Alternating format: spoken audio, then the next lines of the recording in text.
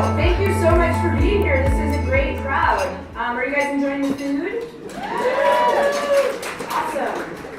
So as many of you know, my name is Sharon Manning. I'm the founder and executive director of Friends of Enter Farm, the organization that we're here to support and learn more about today. And we're super thrilled to have you here. This is a collaborative office space for over 60 international development NGOs that are all headquartered here in Denver, as well as some locally focused organizations. And this building is really all about collaboration and ensuring that we can all do our work better and continue to fight global poverty around the globe. So thank you for being here. We're really honored to be one of the tenants. Many of our friends and neighbors are here today, so it's truly a collaborative community, and we're excited that you're here. The building's been open about 4 years, but we've actually been a part of the project from when it was just a thought in former Colorado State Senator Andrew Robinoff's head. So we're really excited to be here and to be part of the growth of the Coastal Center. So today we're here to celebrate our last 7 years in working side by side with Filipino communities to ensure that they have access to healthy food, sustainable seeds, and have the tools that they need to change their communities for the better. So we're really excited to be here. This is our 7th annual event. Many of you were at our first event many years ago with about 20 people at Vine Street Pub. So it's very exciting to see the growth that we've had since then.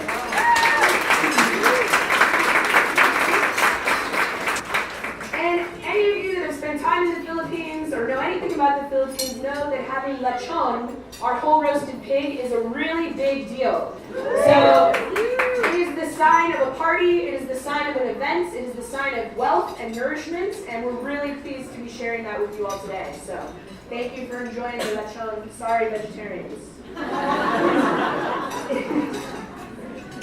I'd also really like to thank our event sponsors. You know, none of these events are possible without generous community support.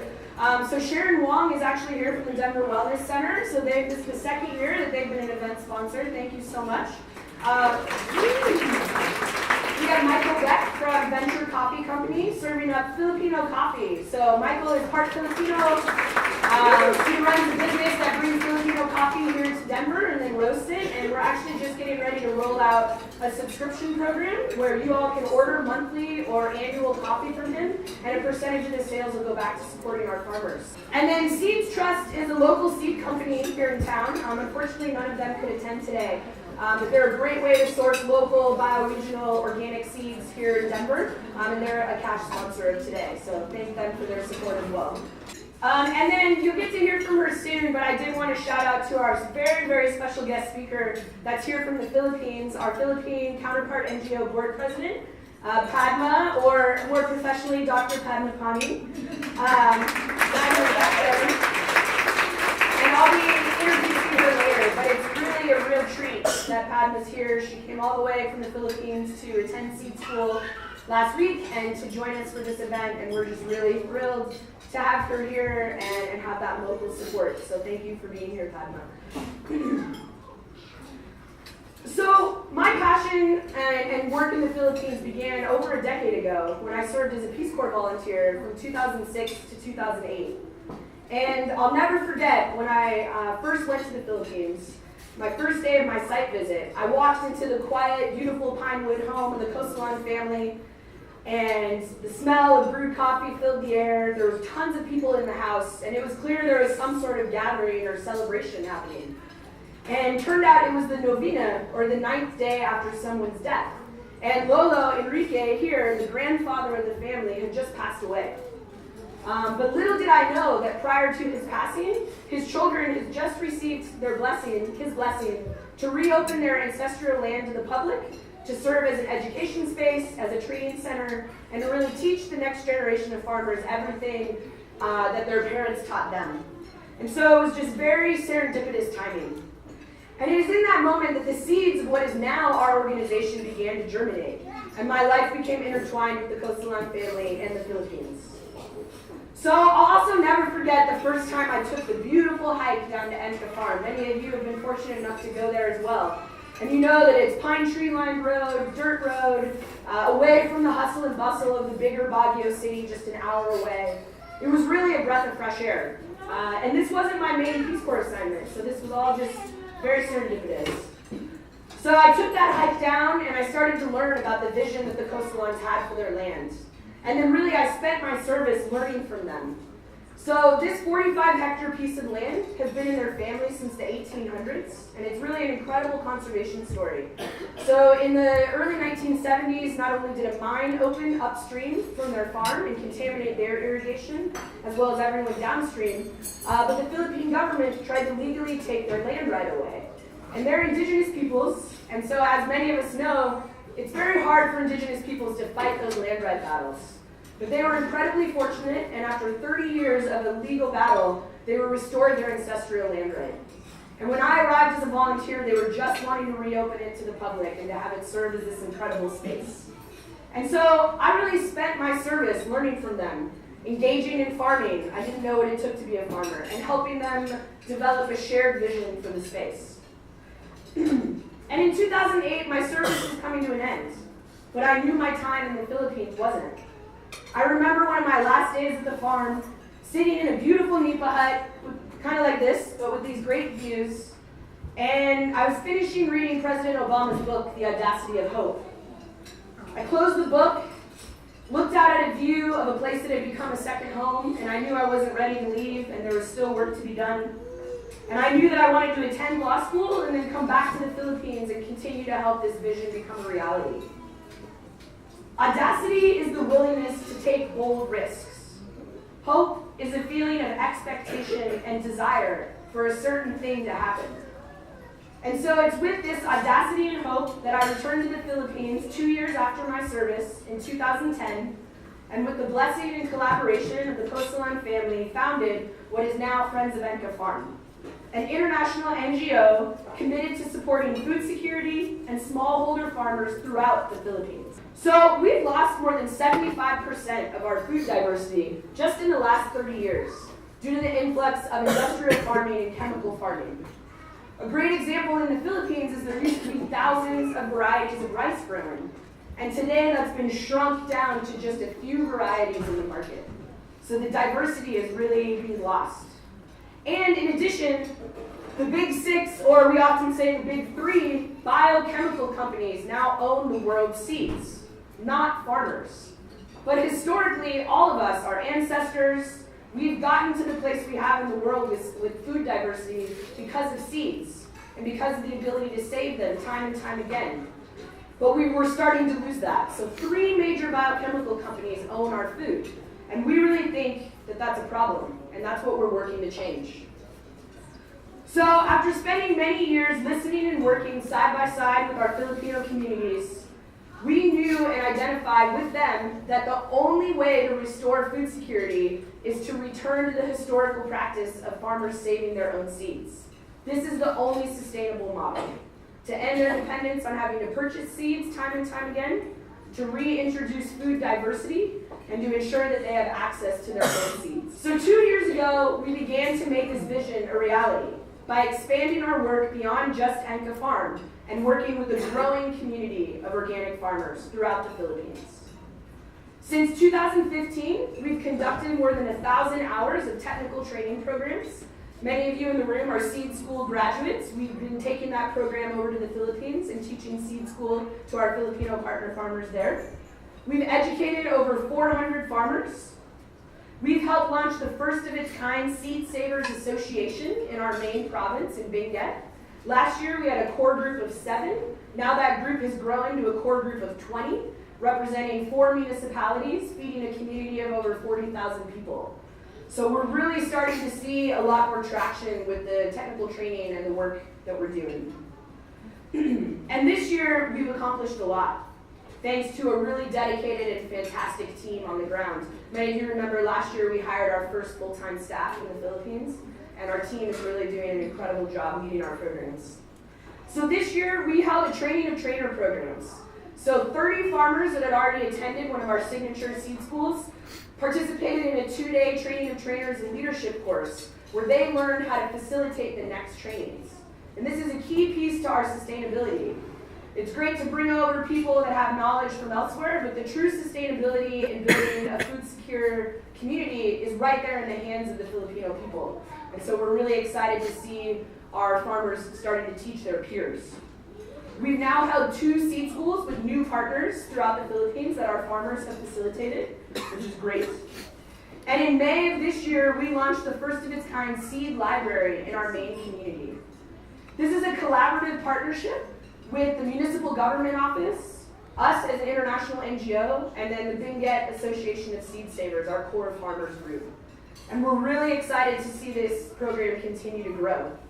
So the seed library ensures that farmers have access to a wide diversity of locally produced and affordable organic seeds. And we'll also soon be selling these seeds to other farmers throughout the community, and a percentage of all those sales will go back into supporting our technical training programs. So a little bit of a social enterprise model, which we're really thrilled about. So each of these efforts ensure that farmers have access, again, to a wide diversity of locally produced, affordable seeds, and are no longer dependent on purchasing seeds time and time again from the farm supply stores, which our guests that came over last year as seeds people were shocked to see that all of the seeds in the farm supply stores are chemically treated. So they're all neon colors. So you have a community of organic farmers practicing good agriculture, but then growing chemical seeds. And so we really are bridging that gap, helping the farmers return to the historical practice of saving their own seeds. So I always like to mention that this is a historical practice, right? When we held our first seed school in 2015, I asked the room of about this many people to raise their hands if they remember, if they currently save their own seeds. And only about 5 farmers raised their hands. And then I asked the room to stand up or raise their hand if they remember their parents or their grandparents saving seeds. And everyone stood up, right? And so you guys are really a part of helping bridge a gap of knowledge that is almost lost, but it's not quite, right? And the farmers are excited and taking charge and leading this effort and now teaching their peers, which is really wonderful. Another great thing about seeds is that when they're saved and replanted in the same place time and time again, they take on incredible adaptations. Disease resistance, better flavor, bolder taste. Seeds carry the best from one season to the next, ensuring that we have all we need to sustain our lives and our bodies in the land. And it's really exciting to see this growing community in the Philippines start to reach out to us and want to engage in this effort of saving seeds. And you all have been a part of that. I think that, what started 10 years ago when I first hiked to Enka Farm, again, those seeds began to germinate. And many of you have been a part of this organization since then. And I think we are very much like seeds as an organization. We started small, we're adapting over time to our environment, and now we're ready to fully germinate and be resaved and replanted. And it's really exciting to be a part of that. So thank you for helping make that happen. So today, we're making a really big announcement, which is very exciting. I'm going to ask Graham to come up here and help. Many of you kind of know what's going to happen, but hopefully I've been able to paint a picture. What started with one family farm and a Peace Corps volunteer's excitement and a community's passion is really growing. And we're starting to interact with a lot more farmers. And so in light of that, today we are announcing our new name as we move into our next phase as an organization, which is very exciting. And we really look forward to seeing where this name takes us and feel like it's much more indicative of our growing work and the work that we're going to continue to do, hopefully, for many years to come. So maybe if we can get a drum roll. All right. So Global Seed Savers.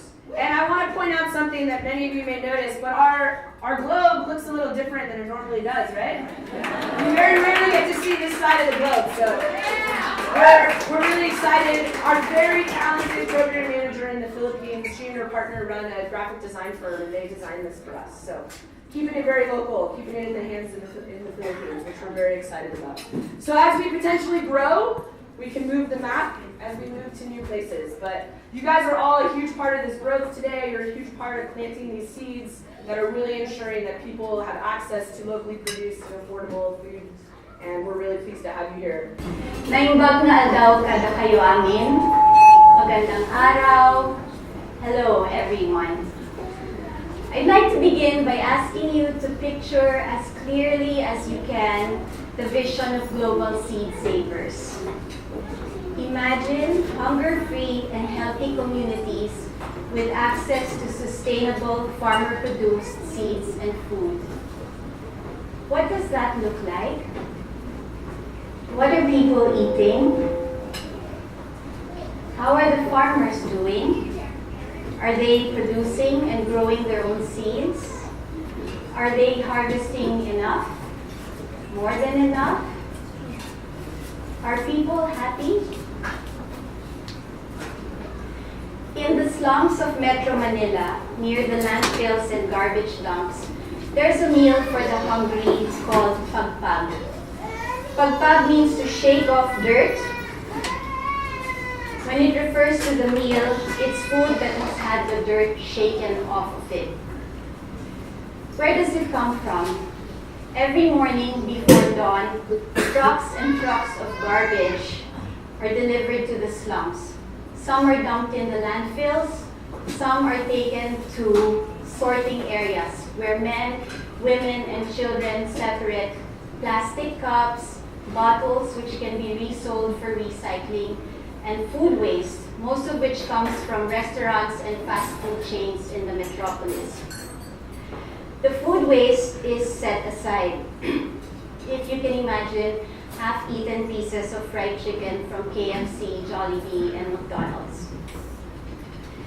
Let me emphasize that this is food that has already come from other people's plates and touched other people's mouths. This is not excess food that restaurants send to the slums at the end of a business day. This is pagpag. This is food that was prepared the day before, scraps from the plates of people who didn't finish their orders. This is food that has been thrown away, that has sat in dumpsters and trash cans, at least overnight. The dirt is brushed or shaken off the food, pagpag. The food is recooked. First, it's boiled to reduce the likelihood of food poisoning. And then it's fried with garlic, onions, pepper, soy sauce to make it palatable again. It is sold at 20 pesos or 30 cents a bag. Some mothers have no choice but to feed this to their children. There is no other food available. They can't afford anything better. The more fortunate families only resort to pagpag once or twice a week. They're the lucky ones. Those who sell pagpag can earn up to 200 pesos a day. That's $3. They give their poorer neighbors discounts because they know they can't afford to pay more. In the world we imagine, no one will have to eat pagpag. Recent government reports on hunger in the Philippines have been self-congratulatory. We are at an all-time low of only 9.5% of the population experiencing involuntary hunger in the last 3 months. And yet, this is still an estimated 2.2 million families experiencing involuntary hunger. Out of these, approximately 374,000 experience severe hunger. In the world we imagine, 20 pesos should buy a family healthy food, not recooked table scraps. Or 20 pesos should buy a family packets of locally produced and regionally adapted seeds so they can grow some food to augment their diet and save money. There is space for this in the slums. Today in the Philippines, organic, sustainably produced food is so expensive that only the middle and upper classes can afford it. In thinking through our vision, we firmly believe that this should not be the case. Let's leave depressing Metro Manila behind and head north, up to the mountains to the province of Benguet, which we sometimes call the salad bowl of the island of Luzon. On the mountains, hills, and in the upland valleys of Benguet, smallholder farmers have carved out a living by growing temperate commercial crops. which you are familiar with. Cabbage, lettuce, broccoli, zucchini, potatoes, cauliflower, bell peppers, and lots more. Most of these crops were introduced by Chinese traders and workers and the Americans who set up agricultural schools during the colonial period. With increasing demand for uniform, unblemished vegetables, we've seen a spike in the use of chemical pesticides and fertilizers across the region. Farmers buy seeds that are imported by agrochemical companies, as Sherry mentioned, along with a suite of chemical inputs. Usually, they will dedicate their fields to only 1 or 2 crops at a time. Studies have found traces of these chemicals in the soil, the water, and the vegetables themselves. A correlation has been observed between direct and regular contact with the pesticides and cancer, skin problems, eye problems, difficult pregnancies, and respiratory illnesses among farmers and their families. The farmers that we have the privilege of working with are among those who have seen the repercussions of this agricultural system, and they understand well the future costs.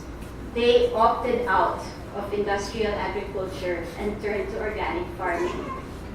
They deserve all the credit for making this heroic choice to work with the earth and not against it. And yet, they are still dependent on the imports of agrochemical corporations for their seeds. Farmer-produced seeds that are organic are hard to come by in the Philippines, and this is alarming considering that just under 20 years ago, a majority of the farmers in the Philippines still saved their own seeds.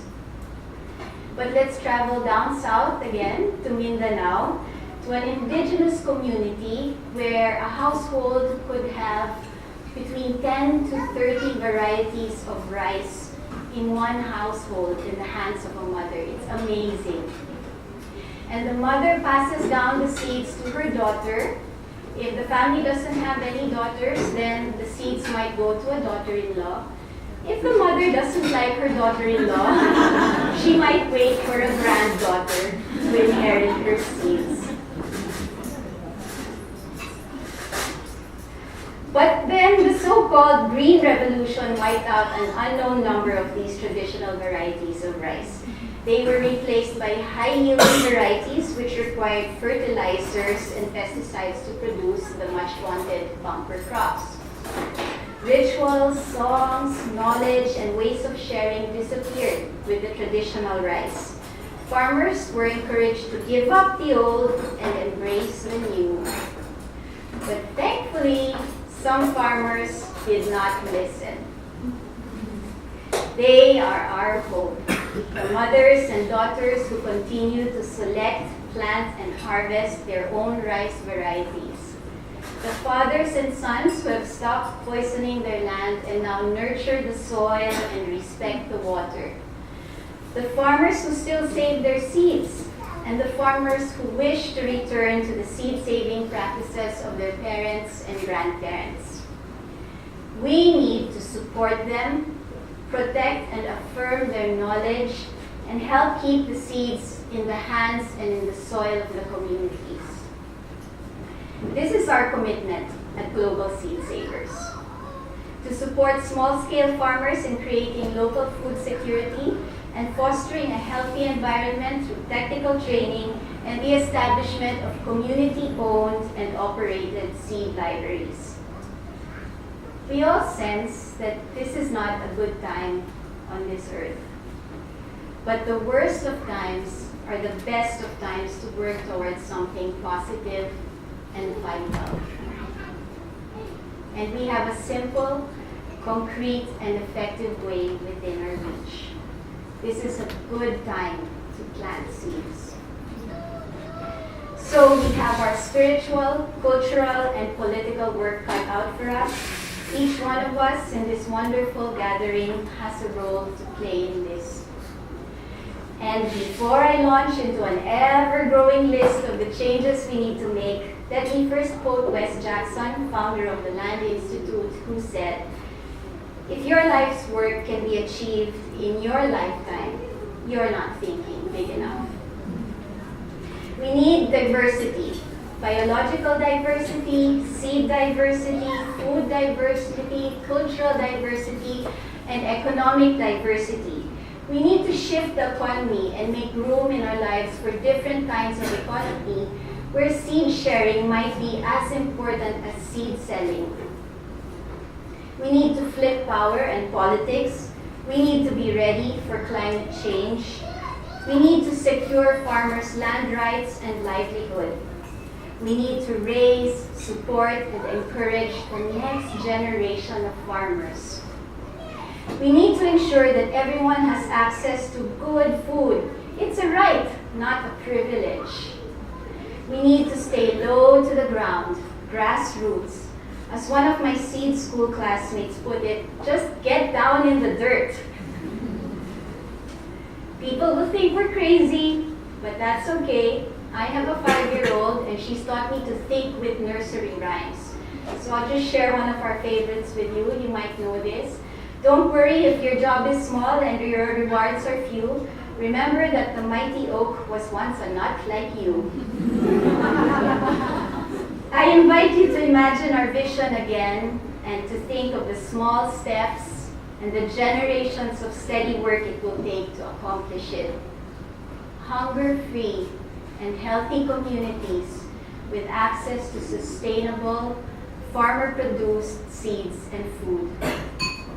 It's a vision that sets us on a path of nurturing people, seeds, the earth, and the relationship between us. Kaya ba? Can we do it? Kayang-kaya. Of course we can. Say it with me. Kayang-kaya. Kayang-kaya. With determination on 3. Isa, dalawa, tatlo. Kayang-kaya. Maraming salamat. Thank you. Again, just such an honor to have you here, and so fun to show you my city as you've shown me yours in the Philippines, and just super privileged to get to grow this work together with you. So in honoring Padma's long journey and her time here with us, we'd like to present her with our second annual Service to Seed Award, which we always present here at this Nourish event. So Padma, thank you so much for all that you do and all that we're going to continue to do together. And here's your Service to Seed Award.